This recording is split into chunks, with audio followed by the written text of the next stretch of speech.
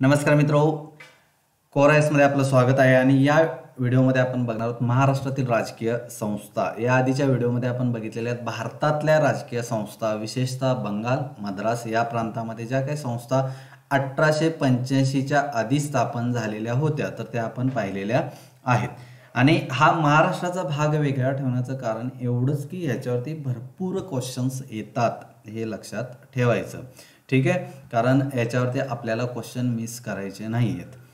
चला तर व्हिडिओला स्टार्ट करूया. आणि नेहमी लक्षात ठेवायचं की व्हिडिओ ज्यावेळी म्हणजे मी एक्स्ट्राची काहीतरी माहिती दिली तर ते कुठंतरी नोट डाऊन करत चला किंवा काहीतरी आपल्याला ते मेन्शन करत चला. ठीक आहे, आता कल्याणो नायक मंडळी म्हणून एक या काळात 1850मध्ये स्थापन करण्यात आलेली होती पुण्यामध्ये, मोरो शास्त्री साठे यांनी. याबद्दल फारसा असं कुठं उल्लेख आपल्याला मिळत नाही. म्हणजे मी स्वतःही सर्च मारलं बऱ्याचशा ठिकाणी, पण फारसा काही असं डाटा मिळाला नाही. फक्त आपल्याला हे लक्षात ठेवा की पुण्यामध्ये मोरो शास्त्री साठे यांनी स्थापन केलेली होती. त्यानंतर अजून एक महत्त्वाची ऑर्गनायझेशन किंवा संस्था म्हणजे डेक्कन असोसिएशन, जी की 1852मध्ये स्थापन झालेली होती, पुण्यात स्थापन झालेली. पुण्यामधील बरीचशी सरदार, इनामदार मंडळी किंवा जमीनदार जे आहेत तर यांनी ही संस्था स्थापन केलेली होती. त्याचं कारण असं होतं की आता 1853ला एक चार्टर ॲक्ट येणार होता, चार्टर ॲक्ट. आणि याच्यासाठी मागण्या मांडायच्या असतील किंवा जनतेच्या ज्या काही प्रश्न आहेत, जनतेच्या समस्या आहेत त्या मांडायच्या असतील तर त्यासाठी म्हणून काही नवशिक्षित लोकांनी एकत्र येऊन ही संस्था उभी केलेली दिसते आपल्याला. त्यामुळे ही संस्था महत्त्वाची असेल. पण फार काय ही संस्था काय टिकलेली नाही आणि याची जी काय माणसं आहेत, तिची सदस्य जे आहेत ती आपल्याला माहीत नाही, त्याची नावं कुठंही मिळालेली नाहीत. त्यानंतर सगळ्यात महत्त्वाची संस्था आणि ज्याच्याबद्दल बरेचसे क्वेश्चन आलेले आहेत, दरवर्षी येतात, तर ती संस्था म्हणजे बॉम्बे असोसिएशन. मुळात ही बॉम्बे असोसिएशन स्थापन करण्याचा हेतू असा होता की एकतर 1850, 51, 52मध्ये पारशी आणि मुस्लिम यांच्यामध्ये बरेचसे मुंबईमध्ये वाद चालू होते.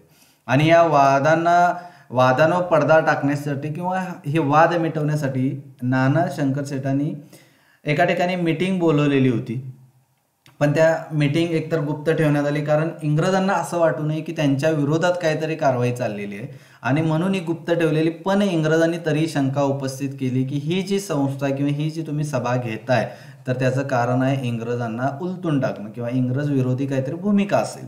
आणि म्हणून यांना उघड विरोध करण्यासाठी नाना शंकरशेठ, दादाबाई नौरोजी आणि भाऊ दाजी लाड यांनी एल्फिन्स्टन विद्यालय जे आहे मुंबईमध्ये तर तिथं एक सभा घेतली आणि त्यामध्ये बॉम्बे असोसिएशन या संस्थेची स्थापना करण्यात आली 26 ऑगस्ट 1852मध्ये. याचे जर बघितलं तर या सभेची प्रस्तावना केली बोमनजी होर्मसजी यांनी या सभेची प्रस्तावना केलेली दिसेल. आणि ही महाराष्ट्रातील पहिली राजकीय संघटना आहे, हे लक्षात ठेवा. ठीक आहे, हा काळ कुणाचा आहे तर डलहौसीचा काळ आहे. ठीक आहे, पहिली महाराष्ट्रातली राजकीय संघटना आहे. याचं सन्माननीय आता हे प्रश्न कॉमन आहेत बघा की सन्माननीय अध्यक्ष कोण तर जमशेदजी जिजीबाई. अध्यक्ष कोण तर जगन्नाथ शंकरशेठ म्हणजे नाना शंकरशेठ. सन्माननीय अध्यक्ष म्हणजे जसं आपण ऑनररी कॅप्टन, ऑनररी मेजर म्हणजे ऑनररी आपण एखादी पदवी देतो सन्माननीय, तर ते म्हणजे जमशेदजी जिजीबाई होते. उपाध्यक्ष राहिलेले आहेत बोमनजी होर्मसजी आणि खर्शीडजी जमशेदजी. प्रत्येक व्यक्तीला आता ह्यामध्ये जी काय तुम्हाला नावं दिसतील त्या प्रत्येक नावामागे जी लावलेलं दिसेल. ठीक आहे, त्यामुळं लक्षात ठेवा बोमनजी होर्मसजी आणि खर्शीडजी शेठजी काय होते तर उपाध्यक्ष राहिलेले आहेत. याचे पहिले सचिव राहिलेले आहेत भाऊ दाजी लाड आणि विनायकराव जगन्नाथजी. ठीक आहे, हे दोन व्यक्तींची नावं लक्षात ठेवणं गरजेचं राहील. बरं, ही जी बॉम्बे असोसिएशन स्थापन करण्यात आली ती सर्व धर्मीय लोकांची होती का तर होती. म्हणजे हिंदू आहेत, पारसी आहेत, ज्यू आहे, मुस्लिम आहे, अशा वेगवेगळ्या धर्मातील लोकांनी ही एकत्र येऊन स्थापन केलेली संस्था होती. याचे सदस्य कोण कोण जगन्नाथ शंकरशेठ आहेत, नौरोजी दोराबजी आहेत, बोमनजी होर्मसजी, बैरामजी जिजीबाई, कासवजी जहांगीरजी, फर्दुनजी नौरोजी, जमशेदजी जिजीबाई आणि माणिकजी कैसारजी. अशी बरीचशी नावं तुम्हाला ही पाठ करायची आहेत, कारण सत्यशोधक समाजाच्या व्यक्तींबद्दल विचारलेलं होते की त्याचे सदस्य कोण कोण आहेत. मग असं तुम्हाला आता नवीन क्वेश्चन यायला लागले, आता बरेचसे क्वेश्चन विचारून झालेत. अध्यक्ष कोण, उपाध्यक्ष कोण, स्थळ कोणतं, हे विचारून झालेलं आहे. मग आता काय विचारायला लागले, त्याच्यामध्ये सदस्य कोण कोण होते, तर हे तुम्हाला माहिती असलं पाहिजे. आता यांच्या प्रमुख मागण्या काय होत्या, तर यांनी एक तर टेलिग्राफ अँड कुरिअर हे जे काय वृत्तपत्र होतं याच्यामध्ये या मागण्या प्रकाशित झालेल्या होत्या. एकतर उच्च पदावरती भारतीयांची नेमणूक केली जावी. एकतर तुमच्या लक्षात येईल की 1813 किंवा 1833 या दोन्ही कायद्यामध्ये नमूद केलेलं होतं की वर्ण, जात, वंश यांच्या आधारावर कोणत्याही भारतीय नागरिकाला सरकारी नोकरी नाकारली जाणार नाही किंवा भेदभाव केला जाणार नाही असं सांगितलेलं होतं. पण ते फक्त कागदावरती राहिलं, ते तुम्हाला इथं प्रत्यक्षात उतरलेलं दिसणार नाही. त्यामुळं यांची मागणी काय होती की उच्च पदावर भारतीयांची नेमणूक केली जावी. त्याचबरोबर युद्धावर किंवा प्रशासनावर होणारा खर्चात कपात करा असं म्हणतात. आता एक तर अफगाण युद्ध झालं, अफगाण युद्ध झालेलं आहे. त्याचबरोबर सिंध प्रांतावरती ताबा घेण्यात आलेला होता. त्याचबरोबर बरीचशी डॉक्ट्रिन ऑफ लॅप्स, त्यानंतर शीख युद्धे बरीचशी झाली आणि ह्या युद्धांमध्ये इंग्रजांनी भरमसाठ पैसा वाया घालवला. त्याचबरोबर प्रशासनाच्या नावावर जे काही उच्चपदस्थ लोक आहेत त्यांना भरपूर पगार देण्यात आला. का तर करप्शन थांबवायचं हे कारण कॉर्नवॉलिसनं सांगितलेलं होतं, मग पगार वाढवा. मग याच्यावरती होणार जो खर्च आहे तर याच्यात कपात करण्यात यावी ही एक यांची प्रमुख मागणी राहिलेली आहे. त्याचबरोबर कायदे मंडळात भारतीयांचा सहभाग वाढावा असं त्यांचं म्हणणं आहे. म्हणजे 1853 चार्टर ॲक्टला भारतात पार्लमेंटरी सिस्टीमची स्थापना कोणी केली तर ह्या कायद्यानं केली असे म्हणतात. मग या कायद्यामध्ये त्यांची काय डिमांड होती की कायदे मंडळात भारतीयांचा सहभाग वाढला पाहिजे. त्याचबरोबर जे कायदे केले जातील आणि कायदे मंडळाची भाषा ही काय असावी तर स्थानिक भाषा असावी असं यांची एक डिमांड होती. त्यानंतर धर्म, आता हा मुद्दा इथे यायला नको पाहिजे. धर्म, वंश, जन्म, वर्ण या आधारावर भेदभाव न करता सरकारी नोकऱ्या दिल्या जाव्यात, जो की मगाशी मुद्दा सांगितला. त्याचबरोबर इंडिया काउन्सिलची इंग्लंडमध्ये स्थापना करण्यात यावी. इंडिया काउन्सिल कशाला पाहिजे तर इंडिया काउन्सिलमध्ये फक्त भारतीयांचे प्रश्न चर्चिले जावेत यासाठी म्हणून ही काउन्सिलची स्थापना केली जावी असं यांची एक मागणी होती. दादाभाई या संस्थेला काय म्हणतात तर एकतर जनतेच्या हिताविरुद्धचे कायदे होऊ न देण्याचे कार्य ही संघटना करेल असं दादाभाईंनी म्हटलेलं होतं. त्याचबरोबर एक मागण्यांचा अर्ज ब्रिटिश पार्लमेंटला सादर करण्यात आलेला होता आणि जवळपास 3000 पेक्षा जास्त लोकांच्या त्याच्यावरती सह्या होत्या. आणि यातून मग स्पेक्टॅक्टर आणि लीडर ही जी 2 वृत्तपत्र आहेत तर यांनी या अर्जाची दखल घेतली होती. कारण का तर एवढ्या मोठ्या प्रमाणावर लोकांनी ह्या मागण्या मांडलेल्या आहेत. त्याचबरोबर टेलिग्राफ अँड कुरिअर ही जी संस्था आहे, हे जे वृत्तपत्र आहे तर ह्या वृत्तपत्रानं सुद्धा जे काय आधीच्या काळात टीका केलेली होती बॉम्बे असोसिएशनवरती तर त्याबद्दल माफी मागितलेली तुम्हाला दिसेल. ठीक आहे. आता यांचं 1857च्या दरम्यान काय कार्य असेल म्हणजे एक तर 1852ला स्थापना झाली. ठीक आहे. आणि बरीचशी जनता ही सगळी व्यापारी वर्ग दिसतोय आपल्याला, बरोबर आहे. कारण नाना शंकरशेठ असतील, हे जे पारशी समाजातले बरेचसे जे सदस्य राहिलेले आहेत हे सगळे व्यापारी वर्ग आहे.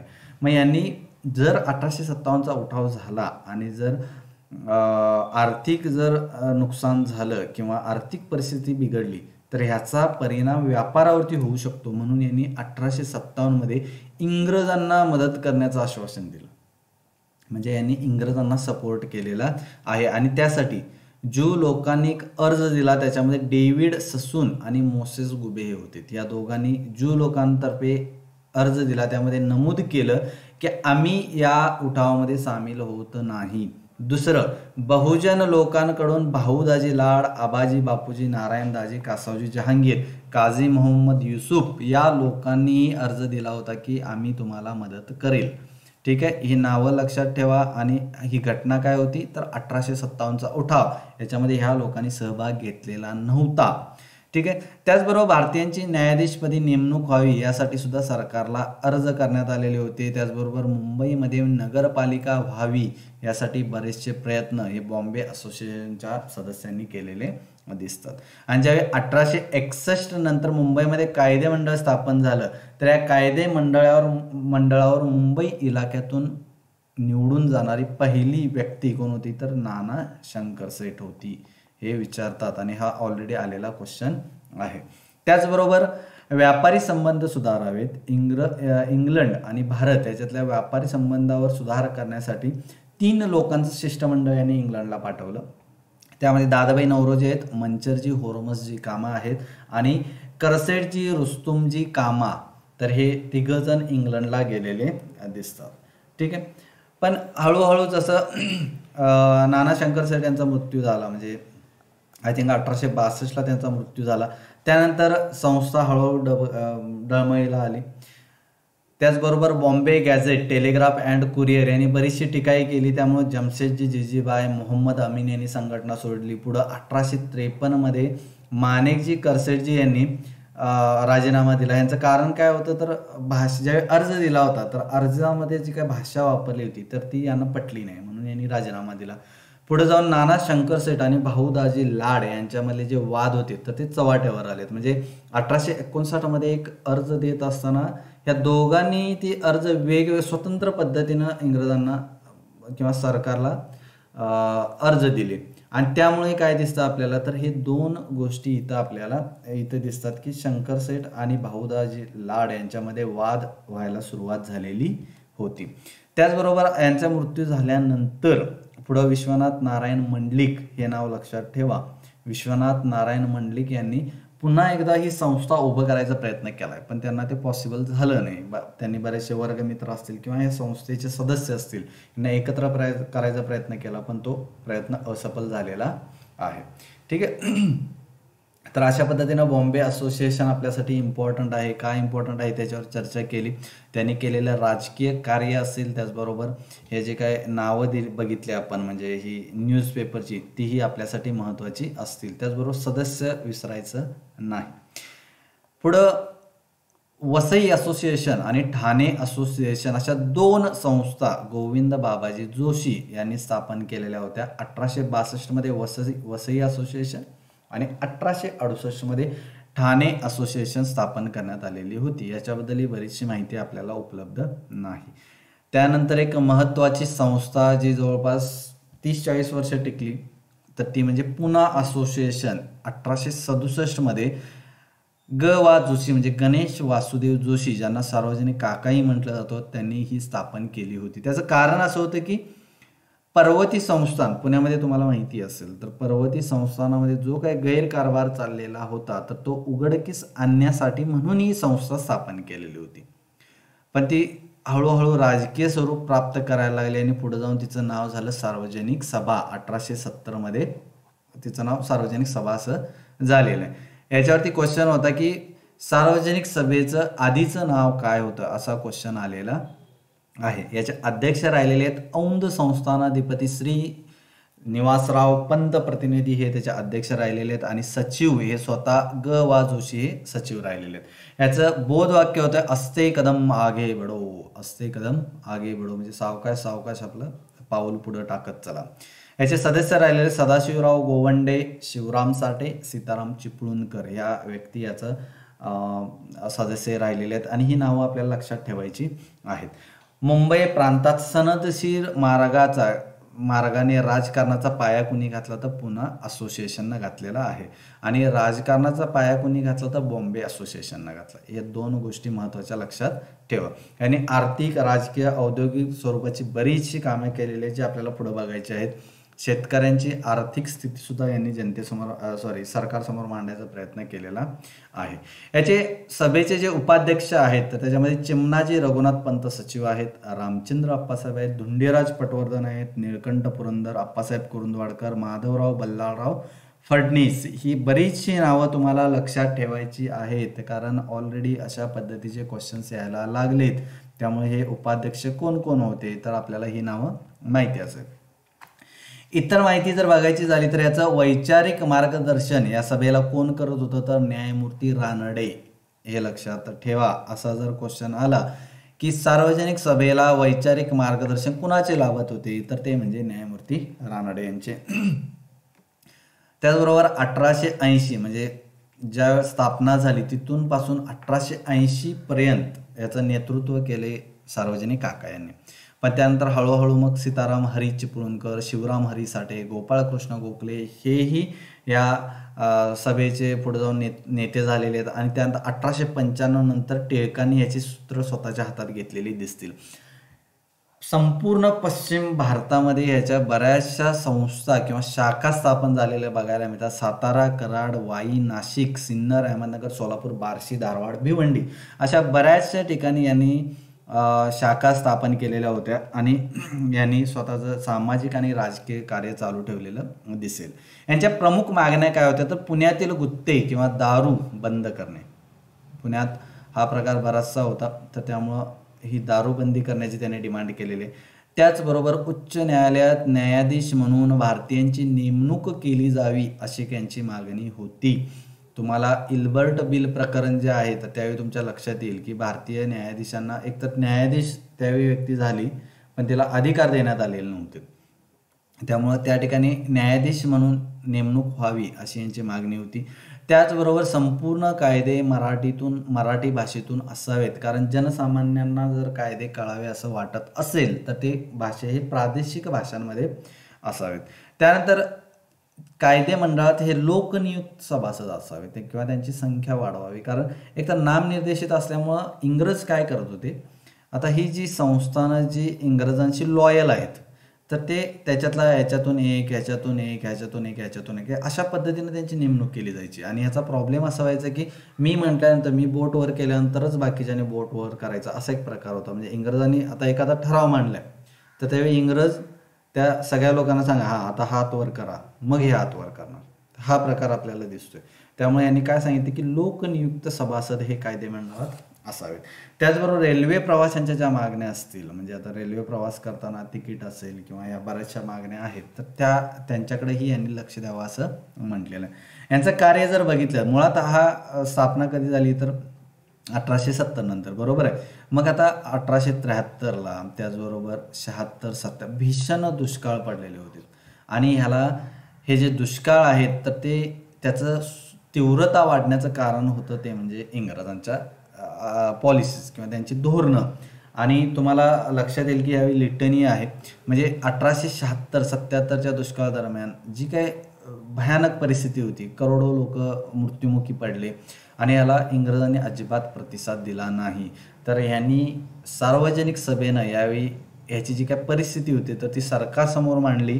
स्वतः फिरून दुष्काळ फंड जमा केला, जवळपास 70,000च्या आसपास पैसा जमा करून जनतेला दिला, शेतकऱ्यांना दिला. म्हणजे हे तुम्हाला लक्षात येईल की यांनी सामाजिक कार्यही केले. त्याचबरोबर दुष्काळावर काम करण्यासाठी समिती स्थापन करावी याची डिमांड केलेली होती आणि त्यानुसार मग दुष्काळ संहिताही स्थापन करण्यात आली, तयार करण्यात आली, कोड ऑफ फेमाईन.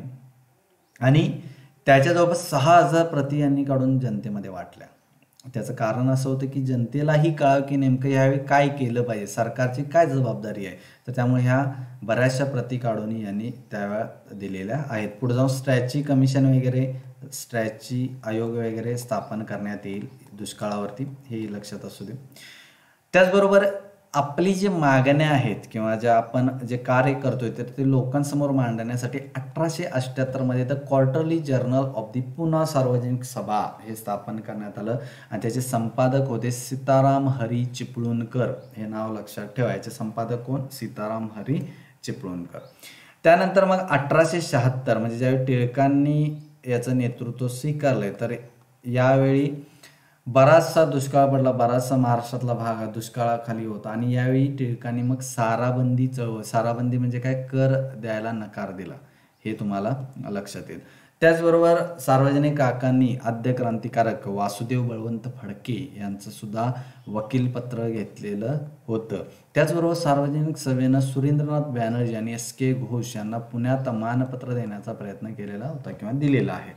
आता ही एक महत्त्वाची घटना किंवा महत्त्वाची माहिती आहे की स्त्री विचारवंती सभा जी आहे, जे 1871 पुण्यात स्थापन झाली, तर ती स्थापन केली सरस्वतीबाई जोशी यांनी. सरस्वतीबाई जोशी कोण होत्या तर सार्वजनिक काकांच्या पत्नी, आणि त्यांना सहाय्य केले सरस्वतीबाई गोवंडे, म्हणजे सदाशिवराव गोवंडे जे आपण नाव बघितलं सदस्यांमध्ये तर त्यांच्या ह्या पत्नी आहेत, यांनी ही सभा स्थापन केली. मग याच्यामधून मग हळदी कुंकूचा कार्यक्रम घेणे, स्त्रियांना एकत्र बोलवणे, अशा बऱ्याचशा यांनी कार्यक्रम सुरू केलेले दिसतात.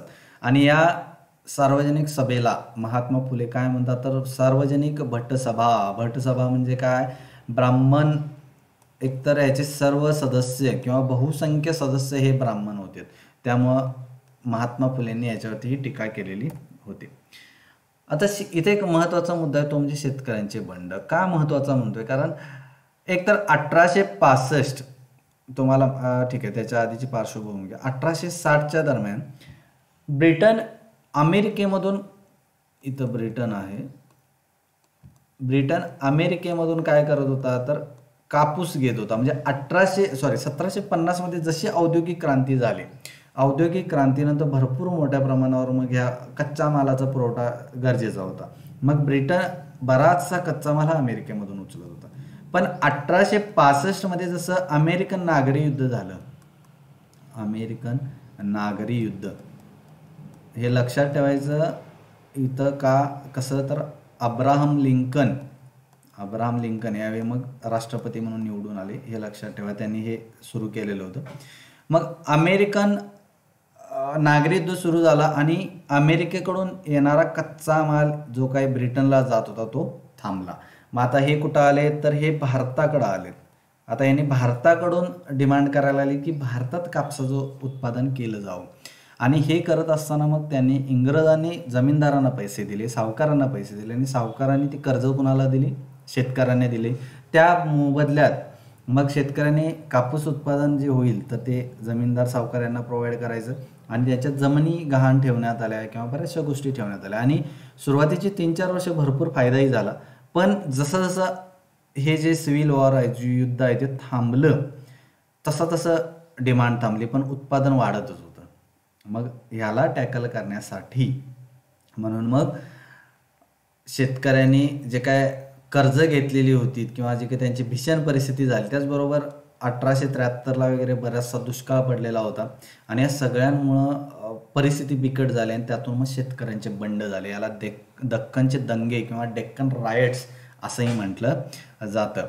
जवळपास संपूर्ण महाराष्ट्र, म्हणजे सुरुवात झाली सुपे इथून, मग त्यानंतर सातारा, अहमदनगर, नाशिक, खान्देश, सोलापूर ह्या भागात त्याचं लोण पसरलेलं दिसते. आणि याच्यामध्ये शेतकऱ्यांनी जो सावकार मिळेल, जमीनदार मिळेल, त्याला झोडपायचं. त्याच्याजवळ जी कागदपत्र असतील, करार असतील, बॉन्ड असतील, सगळे फाडून टाकायचे. मिळेल तो पैसा घ्यायचा, जमिनी स्वतःच्या नावावर करून घेणे, हा बराचसा प्रकार केला. काही ठिकाणी असाही उल्लेख आहे की जमीनदारांची नाकं कापायची, सावकारांची नाकं कापायची, असाही प्रकार झालेला आहे.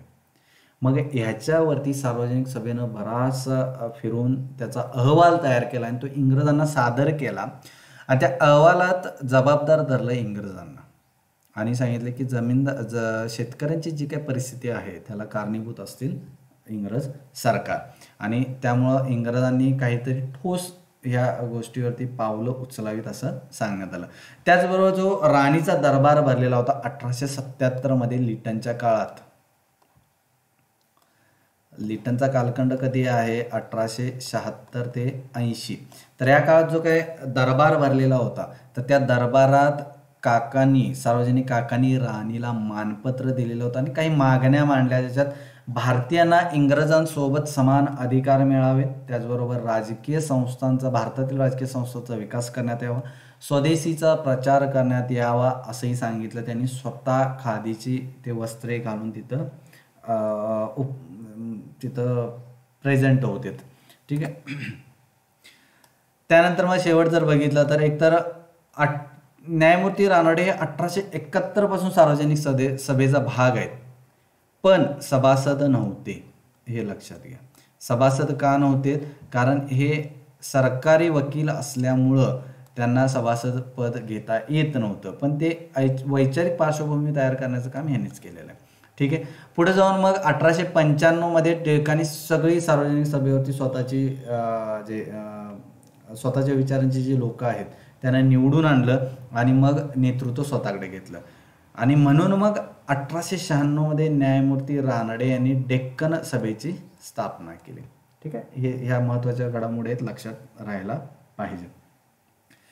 त्यानंतर अजून एक सगळ्यात महत्त्वाची असोसिएशन ती म्हणजे बॉम्बे प्रेसिडेन्सी असोसिएशन ही स्थापन केली 31 जानेवारी 1885 मध्ये फिरोजशाह मेहता, बद्रुद्दीन तय्यबजी आणि के टी तेलंग, कृष्णराव त्र्यंबक तेलंग, तर यांनी ह्या तिघांनी ब्रदर इन लॉ असं म्हटलं जातं यांना, कारण हे तिघही वकील होते. ब्रदर इन लॉ, लॉ म्हणजे कायदा, तर कायदे पंडित असल्यामुळे यांना ब्रदर इन लॉ असं म्हणतात आणि यांनी ही संस्था स्थापन केली. हाही क्वेश्चन आहे, ब्रदर इन लॉ बद्दलही आहे. बॉम्बे प्रेसिडेन्सी असोसिएशन कुणी स्थापन केली ही नावं आहेत. ठीक आहे, त्यामुळे याच्यावरती क्वेश्चन येऊन गेलेले आहेत. याचे उपाध्यक्ष राहिलेले दादाभाई नौरोजी आणि बाकीचे सदस्य विश्वनाथ नारायण मंडलिक, रहीमतुल्ला सयानी, नारायण चंद्रावरकर, नामदार गोखले इत्यादी बरेचसे लोक याचे सदस्य राहिलेले आहेत. घटनात्मक मार्गाने सुधारणा करायच्या, सनदशीर मार्गाने प्रश्न मांडायचे आणि त्यातून मग उपाययोजना काढायच्या. त्याचबरोबर भारतीयांचे प्रश्न मांडण्यासाठी यांनी एक शिष्टमंडळ इंग्लंडलाही पाठवलेलं होतं आणि 1888 मध्ये मुंबई महानगरपालिका अधिनियम पास करून घेतलेला होता, हे लक्षात ठेवा. पुढे जाऊन 1885 मध्ये जी काँग्रेस स्थापन झाली, तर त्या काँग्रेस स्थापण्याचं आयोजन कुणी केलं, काँग्रेसचं त्या सभेचं, तर बॉम्बे प्रेसिडेन्सी असोसिएशनने केलेलं लक्षात ठेवा. एकतर काँग्रेस कुठं होणार होती, काँग्रेसची पहिली सभा होणार होती पुण्यात आणि त्याचं आयोजनपद किंवा त्याचे आयोजक कोण होते, तर पुन्हा सार्वजनिक सभा, हे लक्षात घ्या. पण आता ती मुंबईमध्ये होणार आहे म्हणून मग बॉम्बे प्रेसिडेन्सी असोसिएशन त्याचं काय करेल, आयोजन करेल. हे दोन मुद्दे महत्त्वाचे आहेत आणि दोन्ही मुद्दे गरजेचे आहेत, लक्षात ठेवायचं आहे. ठीक आहे, तर अशा पद्धतीनं आपण हे बरेचसे जे काही महाराष्ट्रातील संस्था आहेत तर त्या पाहिलेल्या आहेत. याच्यामधून एक गोष्ट लक्षात ठेवा की क्वेश्चन बघायचे आणि क्वेश्चननुसार आपल्याला स्टडी करायचा आहे. मी बरेचसे बुक्स वापरून हे डाटा कलेक्ट केलेला आहे, त्यामुळे तुम्हाला फारसं काय वाचायची गरज लागणार नाही. जरी वाटलं तरी तुम्ही बाहेरचं एखादं नोट्स वगैरे घेऊन तुम्ही वाचू शकता. धन्यवाद.